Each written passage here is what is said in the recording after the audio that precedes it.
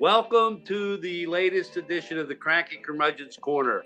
My name is Paul Thomas, and we're going to discuss the midterm elections, post-election analysis. With us, we have Merrick Moses, Daniel Thomas, and Mike Bernard.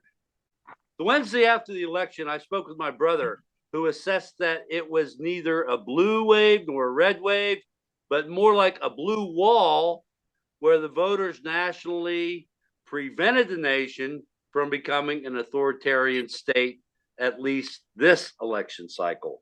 I like his term blue wall in describing what happened. Does that phrase suit your observation, or do you have another way to describe the results of the 2022 midterms? Merrick, I think you called it a puddle. Is there any other description you want to share with our viewers?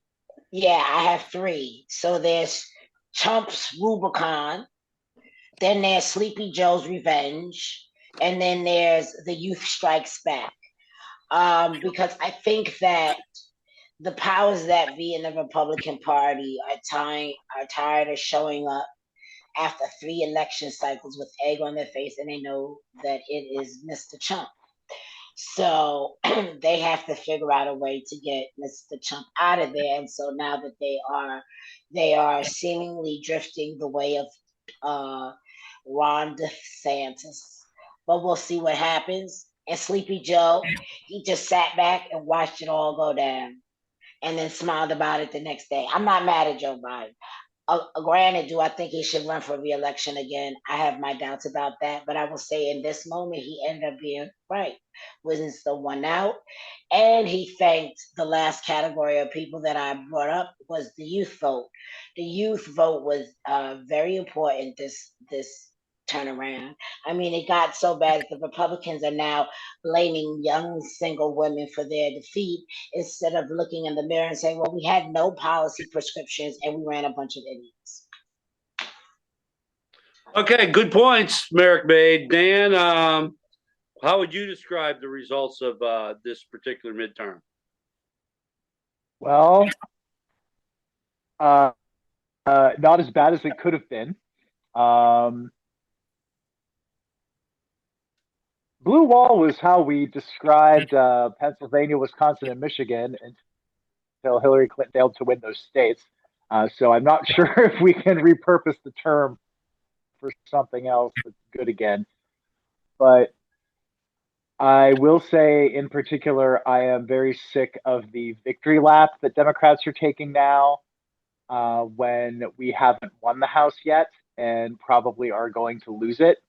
Like, it's great that we're going to be able to get cabinet positions approved, and it's great that we're going to be able to fill every judicial vacancy, which we had better do in the next 2 years with people who are like super lefty and just graduating from kindergarten for those lifetime appointments, because that's all the Senate's going to be able to do. So this whole yay, it's fine, it's a blue wall, we saved democracy. No, we didn't. No, we didn't. Congress, unless Democrats unless we get Raphael Warnock and in Georgia to win the Senate, and then somehow get, I think we still need 14 more seats in the House to keep it, then all we've done is delay the inevitable for a little while. So I don't think we saved democracy. I don't think we protected abortion rights. I don't think we're doing anything to help the trans kids. I don't think we're doing anything to help the economy because we just lost all of our power. I'm not. I agree with you that this victory lap that the Democrats seem to be taking on TV is way premature based on all the things you just said. But I don't know if we've lost anything, even if the Republicans do manage to take the House, because it's just going to be 2 more years of Biden ineptitude as far as his administration doing anything. The Republicans in the House won't let him pass any more new legislation. But anything that they pass is either going to stall in the Senate or going to be vetoed. So I'm not really sure that they're going to be able to do much damage. That's just my take on it. Mike, how would you describe what happened in these midterms? An image that came up to my head while we were talking was legions of mothers and women in blue dresses and pearls, looking really pissed off at their teenage son, saying, "What the heck are you doing?" Whack.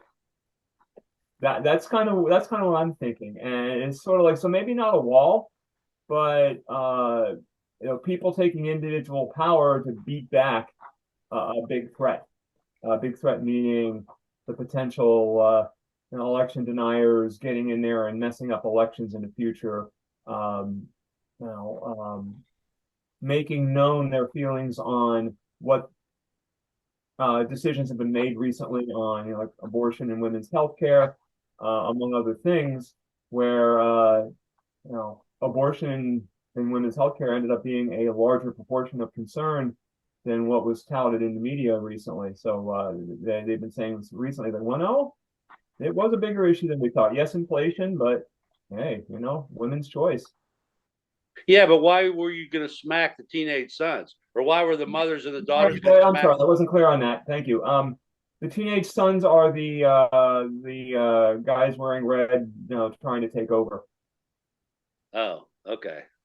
I'm not sure I understand that connection, but we'll let it go at that. All right. There were a lot of highly publicized contests in places like Georgia, Florida, Arizona, Michigan, Wisconsin, Ohio, and Pennsylvania.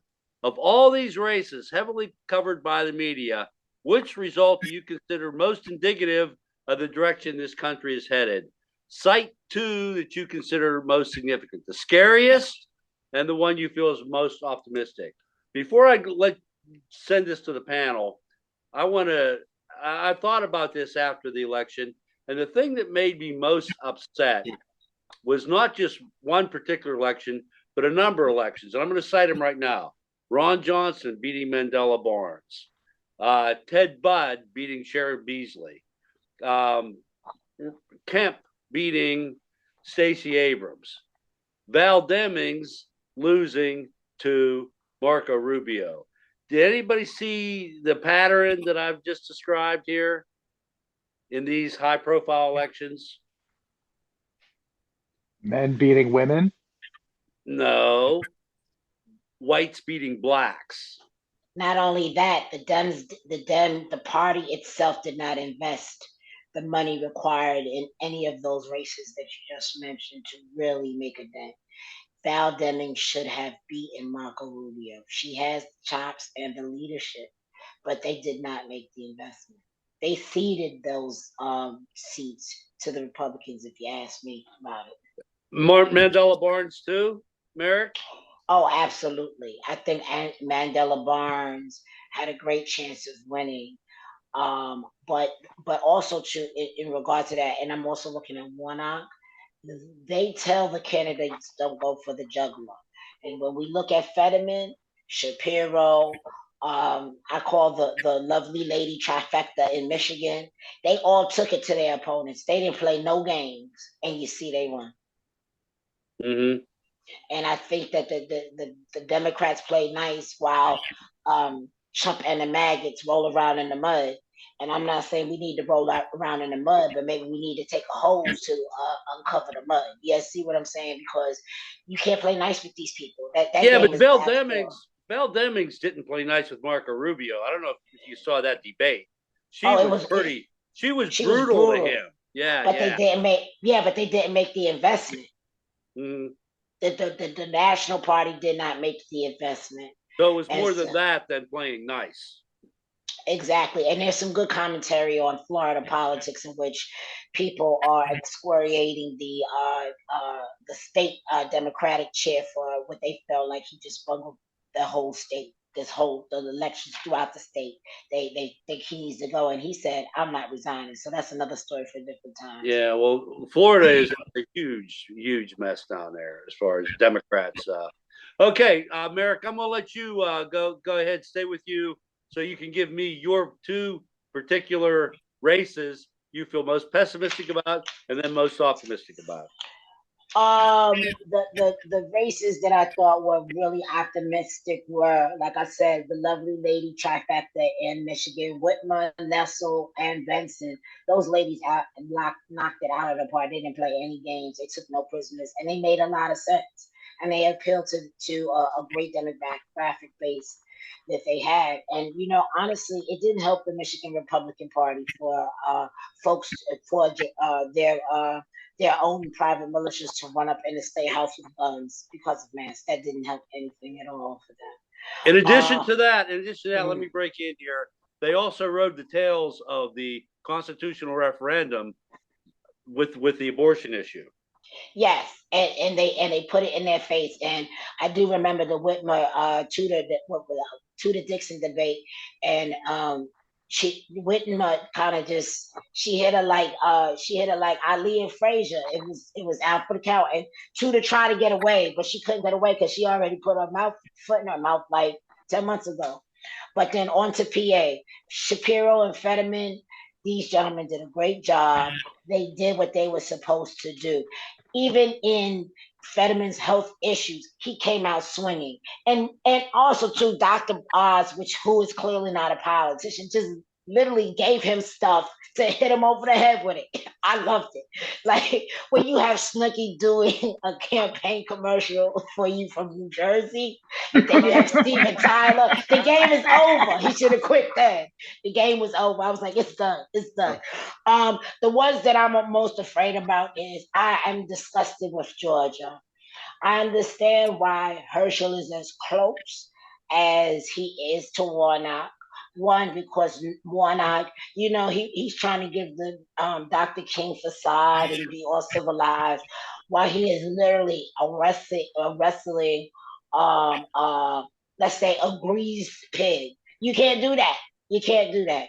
And I need him to take the gloves off or have many surrogates take the gloves off and just pound Herschel. I mean, the fact that this person who's a doctor in philosophy versus this person who can't even put together 3 words in a sentence is a disgrace and horrible. But that's also an effect of racism because as Jamal Bryant said, white folks have been telling Herschel what to do since he was 16. It's not going to stop. Okay, so that's the one horror show. And the other horror show, well, Florida's always a horror show. We already talked about that. But Arizona, I'm concerned that if Kari Lake doesn't get her way, even though she's supposedly has moderated her tone in these past couple of days around fraud and trying to sound like mini Trump, I think that Arizona is in trouble in that you have factions of people watching this election armed to the teeth. They've already tried to intimidate voters. I put nothing past these people. They are literal terrorists, and they will do whatever they want, and then say God told them to it because Trump is the Christ. Like that is where they are. So those are the 2 races that I'm not gonna say worried. I'm very concerned about. Is Georgia and Arizona in terms of the Arizona governor's race. Okay, you're gonna segue later on. You just segued later on to another question about violence, but we're gonna finish up on this question. Mike, what do you think about the scariest or the most optimistic races that you would identify? Yeah, I'm with you, Merrick, on Georgia. I posted something on my Facebook post one day last week asking, how is this race even close? I saw an article that outlined the positions and pretty much Reverend Warnock had all kinds of great information, great work that he's trying to do. And the other side, oh, he has no position against this, or he's totally against abortion, and this and that. And a friend of mine who grew up in Georgia said that it's been like this since the 1890s, that conservatives see Senator Warnock as one of them people, excuse my language, who's frankly smarter, better, bigger than them, and they don't like it. They like Herschel Walker because they view him as the stereotype of what they view Black people as, dumb and quiet and not knowing what the hell is going on, which is absolutely disgusting. And when Gary explained that, my friend Gary, I was like, my God. So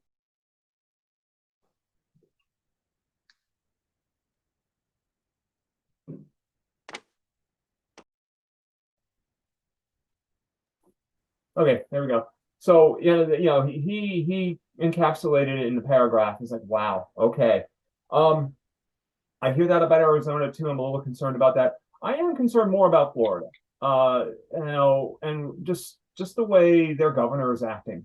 Um, and probably feels now a lot more empowered when he says like, this is the place where woke comes to die and all that. It's just it feels like it's more trying to break people apart, wedge things, and instead of saying, "What can I do for you? What can I do for the country when I run for president if he runs?" So I'm concerned about that, and I have sort of a semi-inside opinion there because my sister and brother-in-law are in Florida, and they talk about some of the stuff they see, where they can just, they kind of just roll their eyes on one of the things. Dan, I'm with you about that victory lap. The Democrats are taking is way premature. But what are the scariest and what are the most optimistic races that you saw?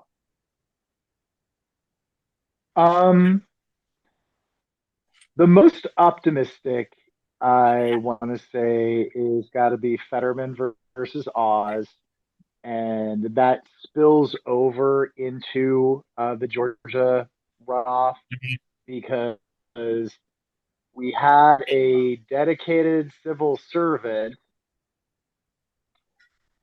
beating unqualified celebrity who had no idea what the job entailed or what was going on. So that mirrors itself in Florida or in Georgia a second time, but that does give me hope. I mean, in 2016, the dedicated civil servant was defeated in the worst upset in the world has ever seen, and one of the most consequential elections in U.S. history, um, as far as keeping the American experiment alive. But we got a taste of that under Trump's leadership, and now I'm hoping that even if they're evil, we're going to elect people who have some idea what the government does. What gives me the most terror is Lauren Boebert's election, which, to the best of my knowledge, has not been called yet. That's correct. But when I looked last, she was ahead by about 6,000 votes, and she is. I don't think she's going to lose. I had a lot of hope on election day, but I'm pretty sure she's going to win. And she wasn't a celebrity, but she's more than completely unqualified for the position she is in. And the fact that the voters of Colorado do not see that, it bothers me when the party that has made up stories about child trafficking hires the wife of an actual child predator to, be their rep in Congress. So the fact that she is going to win, that she has got flown this close to the sun, and is in fact faking it till she makes it, is really what terrifies me. Yeah. Okay, I'm going to say with you, Dan, based on the overall results, where do you see us now as a country? And where do you see us headed in the near term, say 2 to 4 years from now? How would you characterize where we are? Well, it's no place good. It is no place good. I think that as a country, I think we have very short term memories, and we are deliberately encouraging memories to be short by limiting what can and cannot be taught in school. And this will continue to make us dumber and dumber until we get to the point where we just where the general population doesn't know anything and is just too uneducated to really do anything but guns. In 2 to 4 years, I think that the ideological divides are going to be really, really big. I mean, and I know that I'm an avid political person, and I know that most of the country is not. Like, I don't understand where you get an undecided voter from. Those words have no meaning to me. They're a complete oxymoron. I don't understand where these Do people, you where you think find we're these going to be people. more What? divided? Do you think we're going to be more divided Oh, than we already are now? yes, we are going to continue to be more divided because we're only running more. We're the people who are the most in charge are the most extreme, and this is going to cause problems. Like the moderates, like Joe Biden, and I don't know any moderate Republicans anymore. They're dead, but they're they don't exist. I think Pat Toomey was the last of the moderate Republicans, and he has just retired, and John Fetterman is taking his place. Um, we are they they're not remembered. Nobody cares about them. The moderates are gone. On the left, we have the Bernie Sanders and the AOCs and the Elizabeth Warrens, and these people terrify and outrage the people on the right. I am terrified and outraged by the Ted Cruzes and the Greg Abbotts and the Doug Mastrianos and the Dr. Oz's. So, but they're the ones that I know. I don't know any nice normal Republicans. My congressman was an insurrectionist. Damn. The idea of we all want what's best for the country but disagree on how to get there, that's gone. It's completely tribal now, and we are all locked in our own tribes. And like I don't talk to most of my extended family because I don't want to talk about politics with them because most of them are going to disagree with me, and I talk to the ones who are going to be on my side and are in my tribe and my camp. And I think that that's pretty typical. Yeah, I think a lot of families are like that. Mike, how do you see the near future? 2 to 4 years. Uh, I'm a little more hopeful than Dan. Um, and when I look at the national government, in 2 to 4 years in the government, because of the divided House and Senate, probably not a lot's going to get done. Um, I'm a little concerned about if you know who announces his candidacy tomorrow. That a lot more of that fear mongering and extremism is going to be kicked up. Um, I did feel some relief at this election where when I was hearing about what types of voters are going out for what types of issues, and that a lot of the election deniers lost their races. So I still have some hope in there somewhere that maybe we'll back away from the tribalism even a little bit, though it will probably take generations for that to really evolve into something a little more unified. Okay, Merrick, put on your Nostradamus hat and tell us what's going to happen in the next 2 to 4 years. A couple of things could happen. What I want to acknowledge is what Marianne Williamson said when she ran was that we're already in a cold psychic civil war. The country is already psychically split. Like, what we need to realize is that a good third of the country lives in a whole different reality. And a reality in which for a third of that third, maybe I'll just say a quarter, maybe a quarter of that third thinks that Trump is some type of divine being.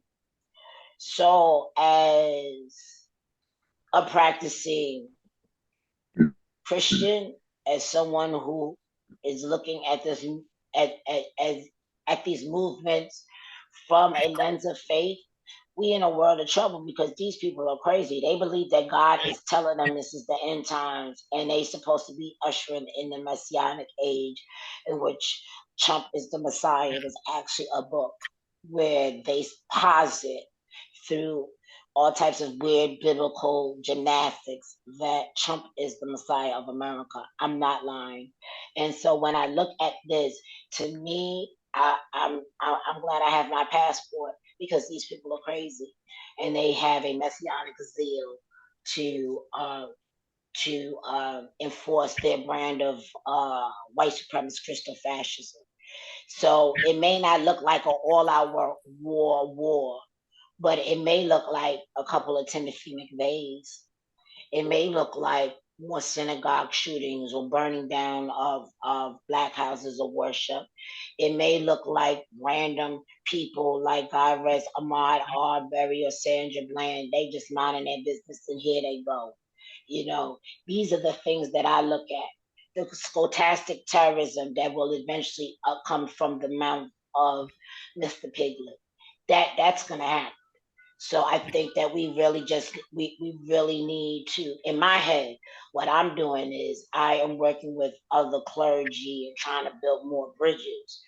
But I mean, people got to talk to their relatives. Your relative is some type of neo-Nazi or anti-Semite or chilling with the Klan. Say something, and it might not be, oh, love black people. I don't care about that, but you might want to tell them, if you do this, you're gonna go to jail for a long time with people that are 5 times bigger than you. You need to, that's what I'm saying, because this is an untenable situation.